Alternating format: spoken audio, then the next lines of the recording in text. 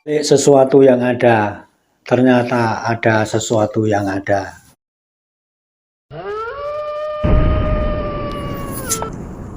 Gunung Telomoyo malam hari ini dingin banget, seperti malam-malam yang lalu, karena ini sudah mulai memasuki musim kemarau.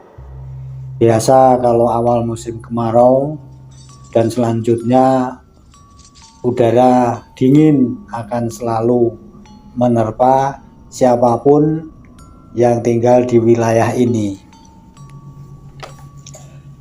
Di kaki bukit Gunung Telomoyo ini biasa orang-orang pemburu liar kalau saat-saat seperti ini lagi mencari mangsa. Tidak lain yang diburu adalah seekor kijang. Padahal binatang ini sudah dilarang pemerintah untuk diburu karena dikhawatirkan akan punah di sekitar wilayah Gunung Telomoyo ini. Suasana gelap sementara bintang-bintang berkelip-kelip di angkasa. Bulan tidak kelihatan karena memang ini tanggal tua. Begitu juga di mana kita tinggal sekarang, kota kecil Banyubiru. Di perempatan jalan ini ada anak-anak atau orang-orang walaupun sudah malam masih tetek ojok pengkolan menunggu penumpang, siapa tahu masih ada untuk dibawa atau diantarkan ke rumahnya masing-masing. Biasanya yang ngojek di pengkolan kota kecil Banyubiru ini orang-orang gunung yang pada malam hari pulang sudah tidak ada kendaraan yang lain atau dijemput saudaranya. Salah satu-satunya ya naik ojek pengkolan ini. Sebut saja Parman. Malam hari ini dia sendiri nongkrong karena tadi seharian sampai sore teman-temannya sudah capek pulang, jadi tinggallah dia sendiri yang nongkrong di perempatan ini. Ya memang kebiasaannya si Parman seperti itu. Kalau teman-temannya sudah pulang, dia merasa nggak ada saingan lagi. Kalau ada penumpang, siapa tahu yang butuh jasanya. Jam 8 dia sudah nongkrong di situ sendiri sambil kotak-katik HP jadulnya, menghabiskan beberapa batang rokok sambil menunggu siapa tahu ada rezeki yang akan lewat.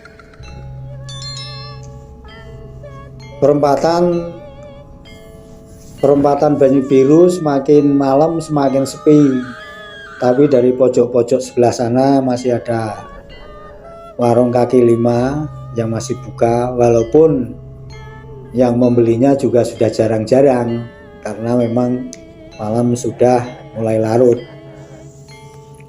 Tapi harapan si Parman ini tidak habis juga. Dia tetap berharap mendapatkan penumpang, siapa tahu bayarannya lumayan karena ini sudah malam. Pada malam yang dingin itu, ya namanya jodoh, rezeki itu manusia memang tidak bisa mengatur karena yang mengatur yang Maha Kuasa. Ada aja tiba-tiba ada orang yang arahnya dari Ambarawa diantarkan motor turun di depan dia.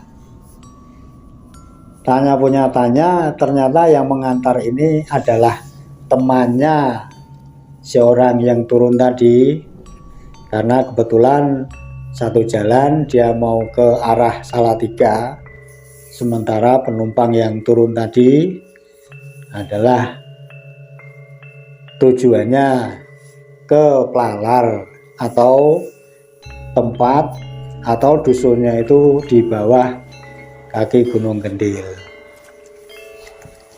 Si Parman menawari orang yang barusan turun dari sepeda ini untuk diantar,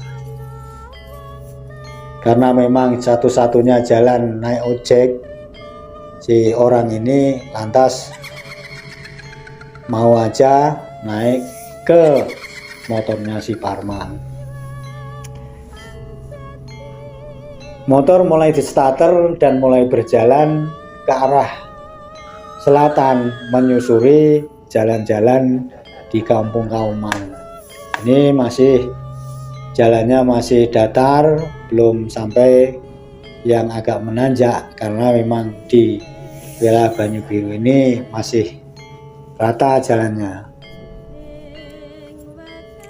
Di jalan sambil mengendarai motornya ini si Parman, biasa namanya tukang ojek, bercerita-cerita apa saja dari pekerjaan atau hobi mancing atau hobi yang lain-lainnya. Asik sekali diomongkan dalam perjalanan itu.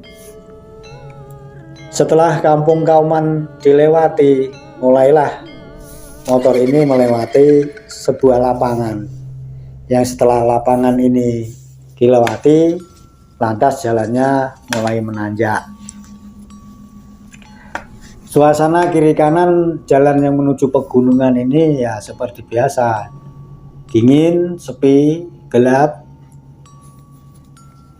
dan tentu saja karena naik motornya berdua, asik-asik saja, tidak merasa takut sama sekali. Waktu berjalan dari menit ke menit, dari menit ke jam. Setelah melewati tanjakan kebun-kebun kopi, kebun-kebun pisang, dan kebun durian, tibalah si Parman dengan penumpangnya ini menanjak di wilayah Desa Kemambang. Desa Kemambang malam hari itu benar-benar sudah sepi. Di samping memang karena wilayahnya sudah pegunungan, malam seperti ini yang hawanya dingin sekali, mau tak mau orang tidur pada waktu yang gasik. Lewatlah beberapa menit kemudian, dusun Kemambang ini ditinggalkan. Dari batas desa, motor belok ke kanan menuju dusun Plalar yang dituju penumpangnya ini. Setelah selesai melewati dusun Kemambang ini, jalan mulai menurun dan melewati sepetak lapangan kecil yang kemudian jalannya kembali menanjak.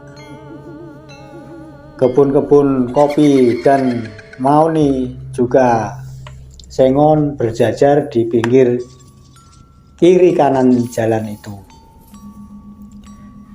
Banyak cerita di wilayah ini setelah dusun Kemambang, kalau malam hari itu suasananya amat wingit atau menakutkan, karena jarang sekali jam-jam segini orang itu baik berjalan kaki apalagi pakai motor.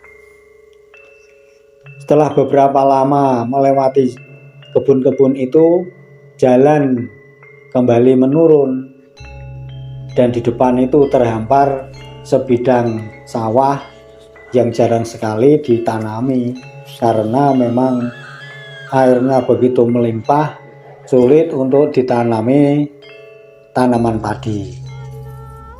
Di sebelah kanan sawah yang tergenang air ini, tiba-tiba sorot kendaraan si Parman ini. Tiba-tiba setelah melewati daerah itu, di sebelah kanan itu tampak bayangan putih-putih yang seperti kayu ditumpuk-tumpuk di pinggir jalan, karena biasa orang-orang di sana kalau memotong pohon mauni atau pohon sengon sebelum bisa diangkut ke kota, maka ditumpuklah di situ di pinggir kiri kanan jalan, dan besoknya baru diangkut dengan mobil L300. Tapi setelah lampu motor ini semakin dekat dan kayu yang bertumpuk-tumpuk ini semakin jelas, yang awalnya kelihatan remeng-remeng lantas kelihatan kelabu, dan sekonyong-konyong ketika motor si Parman ini di samping kayu yang disangkanya kayu yang ditumpuk-tumpuk oleh pemotong kayu ini, nyatanya betapa kagetnya si Parman dan penumpangnya ini. Bagaimana tidak kaget? Ternyata yang bertumpuk-tumpuk di sebelah kanan jalan yang dikiranya itu adalah onggokan kayu, bukan lain adalah onggokan para pocong yang tidur berjajar dan bertumpuk-tumpuk.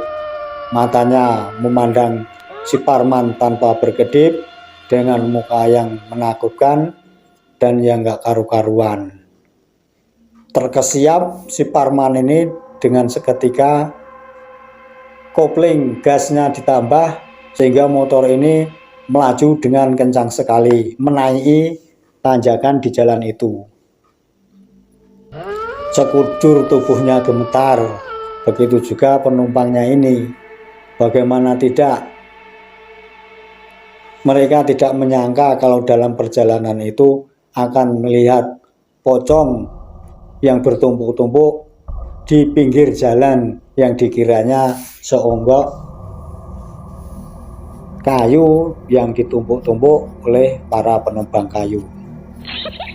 Dari belakang seolah-olah perasaan Parman ini, pocong ini jumbul-jumbul beramai-ramai mengejar dari belakang.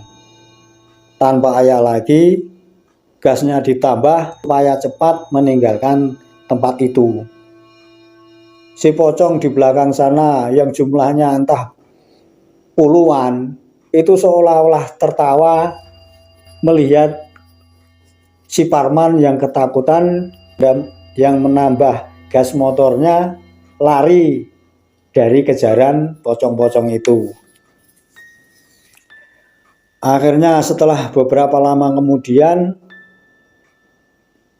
Parman dan penumpangnya ini sampailah ke Dusun Plalar setelah melewati jalan yang menanjak dan di samping kiri kanannya kebun-kebun cengkeh. Dalam bayangan Parman, hatinya masih tercekat dan ketakutan, seolah-olah pocong-pocong yang bertumpuk ini tetap mengejar dirinya sampai di rumah penumpang yang mau cek malam hari ini. Si penumpang yang juga ketakutan langsung ngajak si Parman masuk ke dalam rumah dan cepat menutupnya dengan harapan si pocong ini tidak mengejar sampai ke rumahnya dia. Malam hari itu akhirnya Parman tidak jadi pulang ke bawah ke kota Banyu Biru. Karena apa? Dalam dirinya masih merasa ketakutan, jangan-jangan kalau saya pulang, saya turun lagi ke kota, akan dihadang oleh pocong-pocong tadi yang mungkin dalam pikiran dia menunggu di jalan di mana dia akan lewat. Akhirnya malam-malam sepi itu dihabiskan Parman dengan menginap di rumah penumpang yang dibawanya di Dusun Plalar. Esok harinya cerita ini menyebar ke seluruh tukang ojek. Mereka berbisik-bisik dan tertawa-tawa mentertawakan si Parman. Ah, paling kamu cerita ini bohong supaya kita-kita ini tidak narik pada malam hari.